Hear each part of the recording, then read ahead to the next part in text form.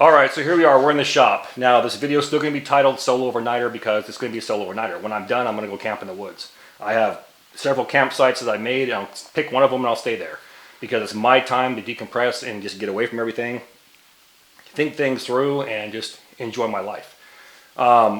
This week, I want to do something different because I promised you in 2024, we're going to change things up a little bit. However, with that said, hear me out.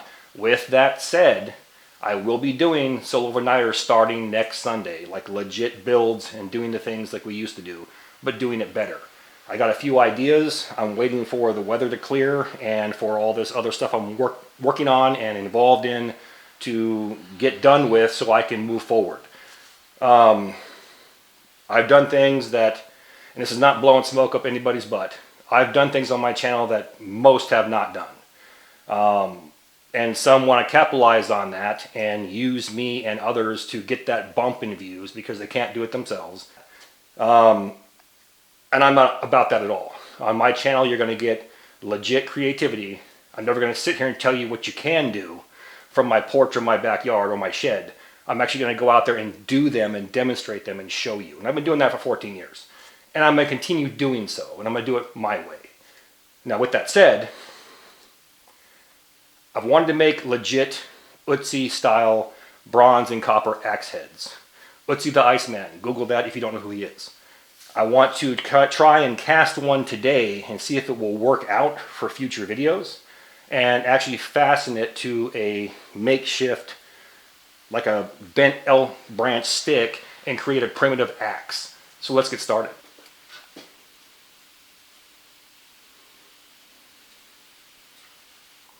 What I have in my hand right here is an early example of an Ice Age axe head. They use copper. This one's bronze. They just added tin or pewter to the copper to make bronze. The more tin and pewter you add, the harder it's going to be.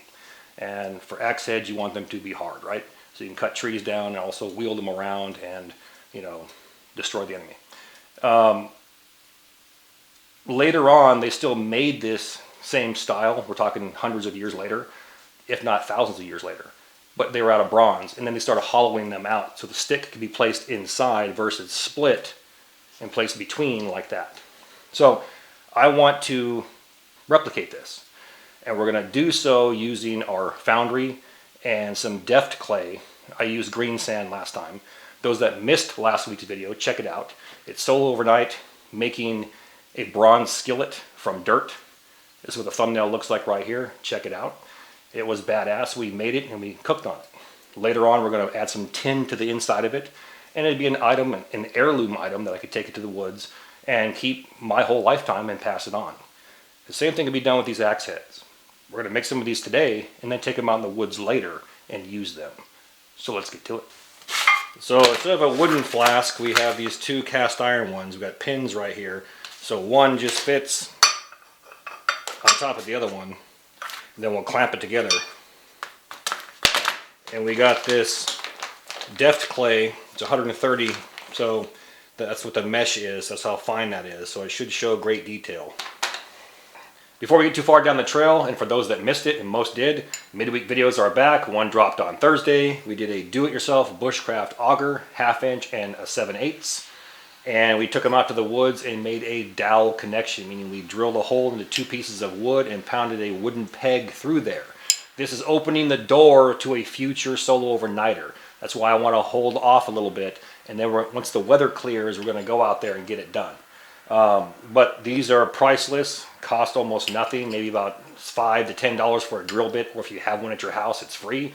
Find them at a yard sale, find them at a thrift store, an antique store, things like that. Piece of black sprinkler pipe, we just welded it up, and then we were done. So works out well, and you can get different sizes for different size holes. So if you haven't seen it, check it out.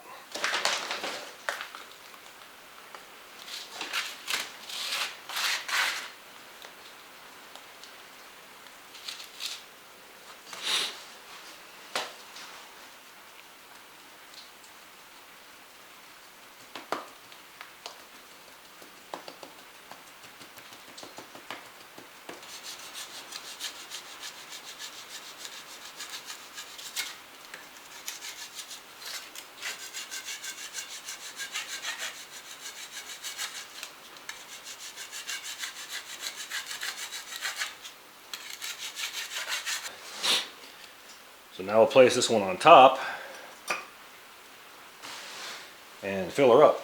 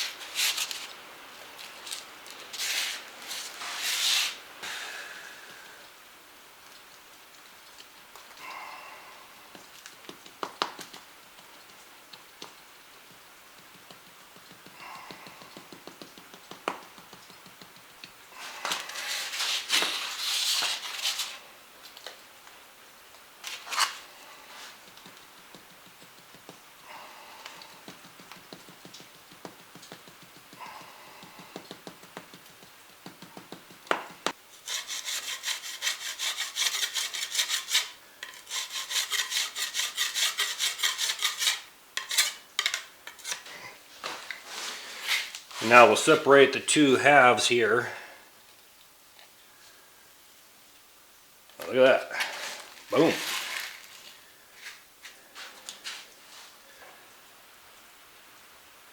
Look at that.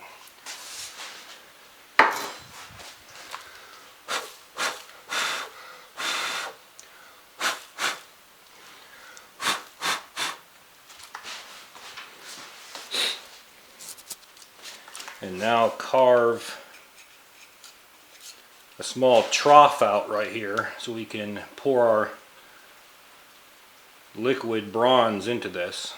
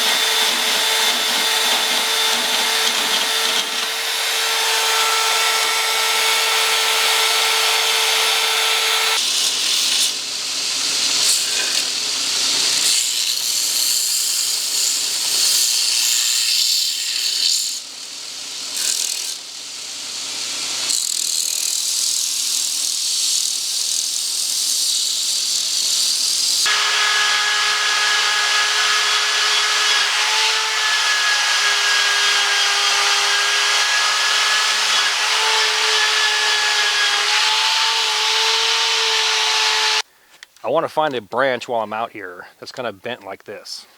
I want to take this end of it and chop it down and then split it and then fit it to our axe head.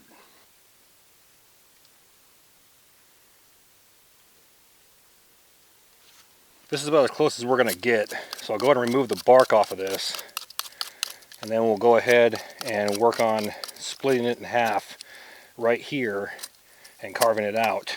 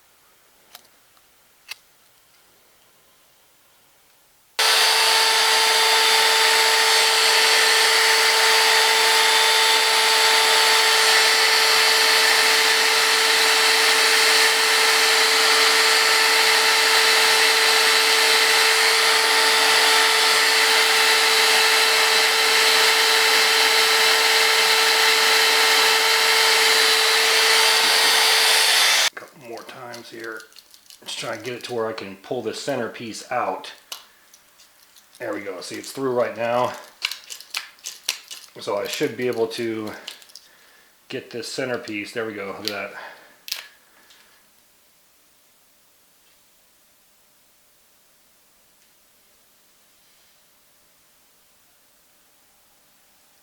The groove is almost perfect. The problem is we got to shave it down on top and the bottom here because it's too wide. So let's take care of that real quick here.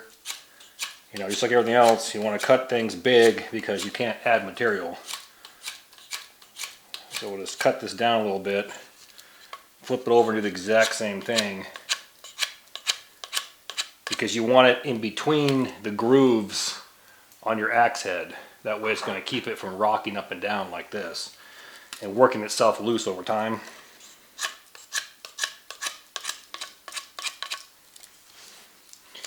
So you can only imagine how long this would actually take. I mean, with power tools and all the right stuff and getting everything done, you know, pouring your molds, you've done a couple hours. This probably took days, if not weeks, to do just to get it to where it was working and call it good enough. So here we go. Well, that fits. It's almost perfect. Some type of adhesive was used back then, like pine tar, and then they wrapped it in leather. Well, I'm not going to use leather. Nowadays we have number 36 bank line, so we're going to roll with that. So I'm not going to glue this right now, and here's why. I might want to take this off and make more, but I'm just going to temporarily fasten it. So I'm going to do it like I would for a whipping on a rope. I'm just going to go ahead and make a bite right here. And we'll go ahead and let's just, I don't know, let's start right there. I'm going to wrap towards that loop, starting back here. So I'm going to take this longer end, there's a short end here and the longer end. The longer end I'm just going to go around like this until we get to the end, go through that loop, and then take my short end and pull that loop inside. It's going to tighten everything up. So here's our loop right here. All we're doing is we're wrapping it towards that loop, making sure it's tight, and we're not going to overlap any of our wrappings here. Going to keep on going, make sure it's tight, just keep it going.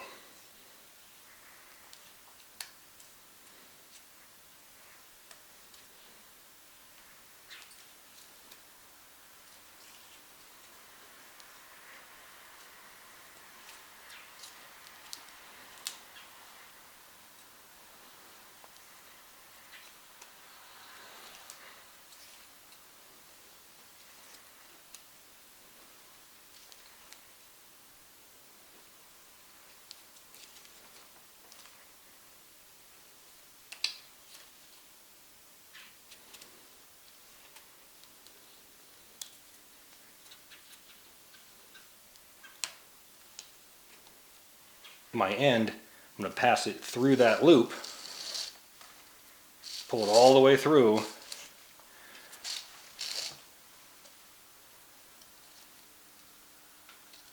and on my opposite end where the short end was, we're going to pull that and pull this loop all the way through.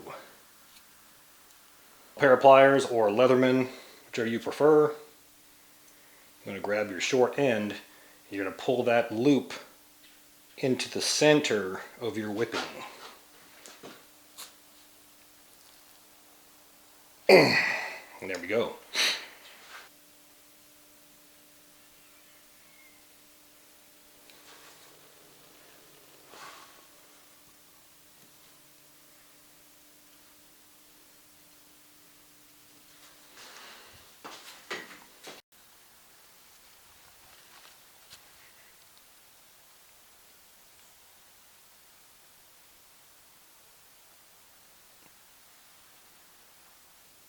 Old school AF.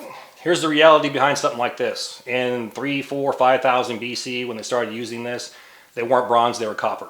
And they were mostly used for ceremonial reasons, like a chief or some head shaman would have one. But the reality is, could this be used to pop a hole in somebody's grape or head? Bam! I believe it could. And then this gave birth to all the axes you have today. And we'll get into something like that down the road. Now, $1 million question, are these in my Etsy store? The answer is no, but soon.